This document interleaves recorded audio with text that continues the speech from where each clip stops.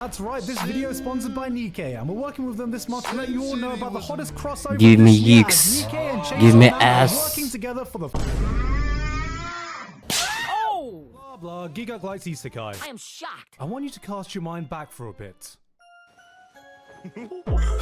No. No, way too far. Damn. It's summer holiday in 8th Nah, grade, muszę and say- you've just discovered anime. Mirai Nikki is It's close good. to peak. Akame Kill was the most tragic thing you'd ever seen. That scene where Kirito gets his second sword and shouts out, "Starburst or Stream!" was the goddamn Okay, that coolest was thing you'd ever cringe. seen, because of course it was. You were 13. Everything was cool. You didn't care about character development. You didn't think about story structure. You heard a quote like, "I'm a gamer.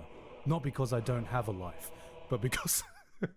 Sorry. But because I choose to have many. And you thought to yourself, Bro, damn, what? that's deep.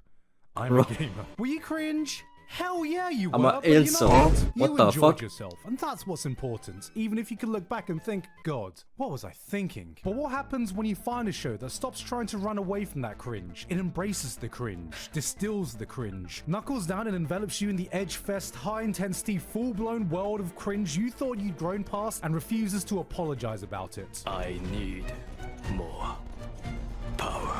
You get the Eminence in Shadow. Anime has been absolutely Okay. killing it lately. 2022 was not only full of surprises, but shows that push the boundary of anime. Modern classics that stamps their mark on the scene and will stick with us for years to come. Eminence in Shadow? It's not one of those shows. This is every 14-year-old teenage angsty fantasy turned up to 11. It's edgy. It's horny. It might well just be the new king of trashy God isekai, and it's damn. by far the most goddamn fun I've had in the genre for years. ReZero, Slime, Mushoku Tensei, all brilliant shows we've gotten in the past few years that absorb you into that intricate world and have shown us how truly great isekai can be. If Nah, these three ReZero shows is kind are of 3-star okay. Michelin meals of isekai, this is Eminence in Shadow. And this is me.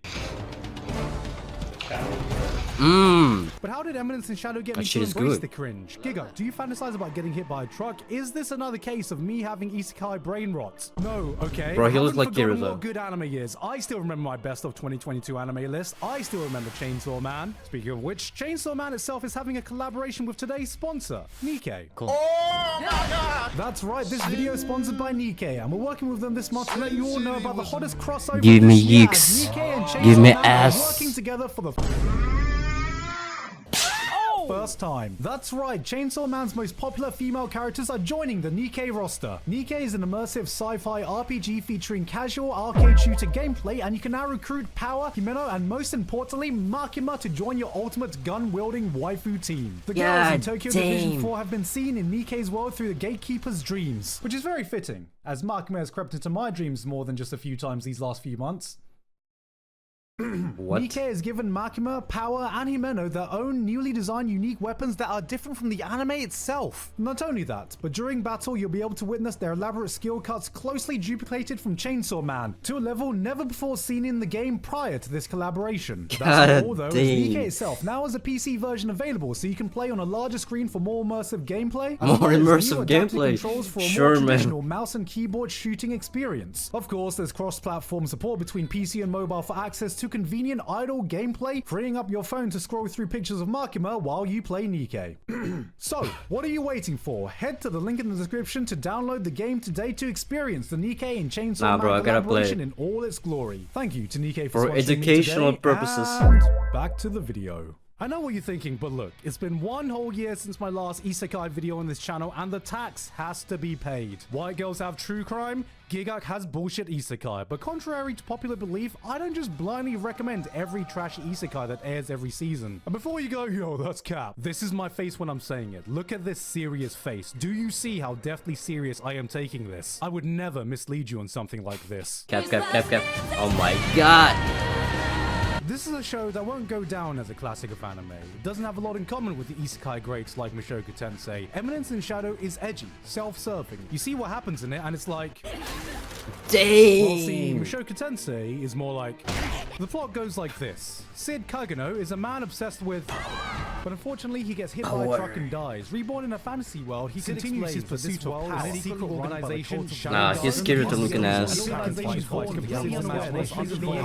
what? The big issue I've had when trying to talk about the show to anyone is that as soon as I open my mouth to explain anything that happens, I instantly lose anyone listening because everything that comes out of my mouth sounds fucking stupid. Because it is fucking stupid. The main point of this show is that Sid makes up the most dumb, convoluted, fanfiction.net, Tumblr-ass plot developments he can think up on the spot, and it turns out to be true. The man has no investment in the people around him and what's going on. He's just role-playing his perfect isekai power fantasy story, and everyone in the world is forced to dance to his tune. On one side, he's Shadow, incarnation of vengeance, entity of the night, slayer of pussy. The man fucks without losing his virginity because he never loses. Shadow is a man who based their entire personality over listening to My Chemical Romance once. This is what people who shopped at Hot Topics saw in their mind's eye. Shadow is the type of guy who would say, "You know why they call it the Dead Sea? Why?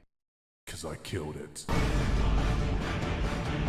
But on the flip side, he's plain old Sid Kageno, a guy devoted to being an invisible background character who won't stand out, won't attract attention, chasing his dream to be the ultimate real-life NPC, which... Hey guys, I'm in New York City just hanging out.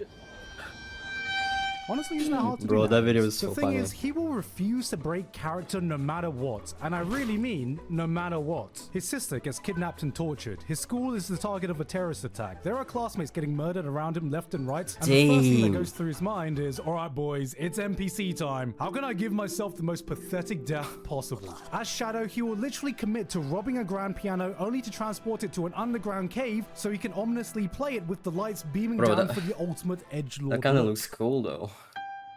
The man is more dedicated to his role than Jake Paul is to playing an asshole. He could give Daniel Day-Lewis a run for his money in his commitment to method acting. Oh, okay, so this is like a parody of Isekai? Kinda. Comedy is subjective. Is a phrase people use when they're about to say they don't find something funny. Eminence in Shadow has some decent jokes here and there, though it can be hit or miss. Sometimes it'll do this thing where it will spell out this overused trope and pass it off as a joke, which is something I've always despised, but sometimes it can play around with our expectations in amusing ways. We've all watched that scene where the main character accidentally goes in the hot spring, sees the girl, she goes, nah, I hate this type of angry, shit. blah blah blah. Alright, here's what happens when Sid barges into hot spring. It's the girl's hot spring. Doesn't acknowledge the girl, flexes his pee-pee, refuses to elaborate further.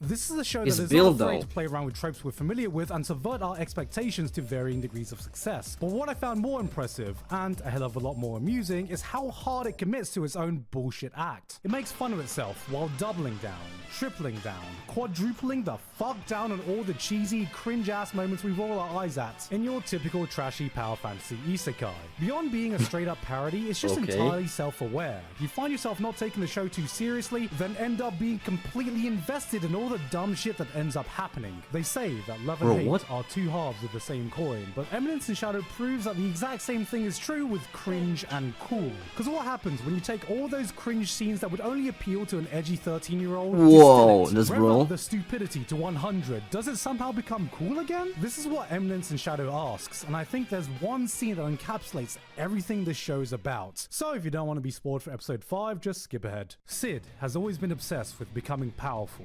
In his past life, he was already pretty OP. The man dedicated himself to being Batman without all the fancy gadgets. He had trained enough to take down any thug he encountered. But so what? No matter how much a mortal can train, there are still limits to what you can achieve. What if he went up against a firing squad? What if someone dropped a nuclear bomb on you? No matter how much you develop your muscles, hone your mind, perfected your skills, if someone comes along with a nuclear bomb, you'd be instantly vaporized.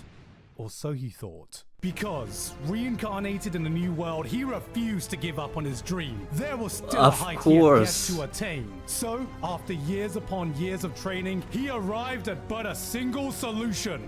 That's right. If I don't want to be vaporized by a nuclear explosion, I must simply become the nuke. I am atomic. What? His voice sounds so goofy. Wait, what? Bro, he destroyed the whole city. Why?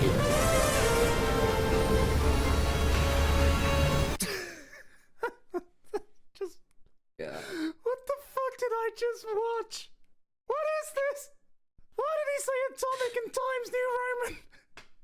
Why is this so entertaining? This doesn't try to differentiate itself from the typical power fantasy isekai. This fully commits to being the power fantasy isekai, then goes 10 steps further beyond what is necessary. He is stupidly OP. He's never in any real danger. He'll say cringe lines and pass them off as the coolest thing ever said. You think other isekai protagonists specialize in having their own harem? Well, not only does every influential figure happen to be a cute girl who of course ends up falling for him, but he's goddamn built an entire shadow organization with 0 boys allowed. Built Alpha, different. Beta, Gamma, Delta, Epsilon, Eta, Zeta, Sigma. The man's created his own harem institute of hundreds, not dozens, hundreds of superpowered waifus that end up amassing so much wealth and power that they end up influencing the world stage. And he did this by complete accident. But the best part of all this is having to see everyone in the world take Sid's bullshit role-playing 100% seriously. This is a fully functioning fantasy land with nations vying for power, secret organizations manipulating the global politics. Characters are in a life or death struggle to defend the homeland they so love, and then along comes this dude. Countries pour their resources into figuring out what exactly is Shadow Garden, who's in it, what do they want, what are their goals and motivations, how does their presence affect the world, and meanwhile Sid's just there like, hee Shadow Man say power. Everyone is playing Game of Thrones while Sid is playing Dungeons and Dragons, except he is every dungeon master's worst nightmare. Someone who just makes shit up as he goes along, breaks every rule of the game, ignores the big shiny thing that is shouting, this is the plot, but is incapable of rolling anything but nat 20. And so everything he ends up doing has real consequences to the world around him. A lot of people have compared this to Overlords, but I think this is actually closer to Isekai One Punch Man, and I'm gonna be honest, part of the reason I'm making this video is because I'm praying that this doesn't stop at just 2 seasons. Yeah, I'm excited to get more of the Isekai greats, but for the love of God, give me 5 more double Big Mac meals of this, please. Eminence in Shadow is a series that should not work, but somehow it does. This is what happens when every single person working on an anime absolutely understands the assignment. It's a series which gives absolutely 0 fucks in being cringy, edgy, or childish. Sid is a man who laughed so hard it became reality, but the more you watch, the more you get sold on his bullshit. It throws at you every trope,